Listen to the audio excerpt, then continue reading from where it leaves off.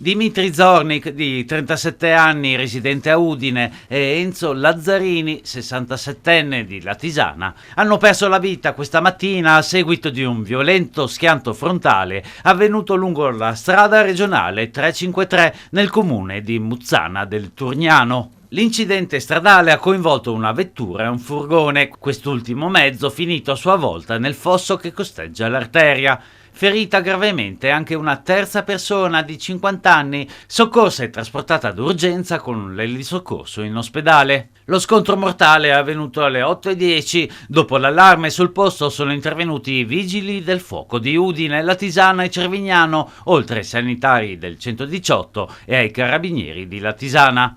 I pompieri, dopo una prima messa in sicurezza dei veicoli coinvolti, hanno utilizzato le cesoie per aprire un varco tra le lamiere dei mezzi incidentati ed estrarre dagli abitacoli le 3 persone coinvolte, 2 delle quali già rinvenute prive di vita. Alla guida del furgone era presente Lazzarini, classe 58, titolare di una ditta per l'installazione di impianti idraulici di riscaldamento e di condizionamento dell'aria. Nella vettura era presente invece Dimitri Zornik, business analyst per la BioNTech, eccellenza friulana in informatica e telecomunicazioni. In questi 7 anni Dimitri era diventato una colonna portante del nostro team, ha ricordato l'azienda. Era molto più di un collega, era il tipo di persona che lasciava un segno che faceva la differenza, riferiscono commossi i referenti di BioNTech.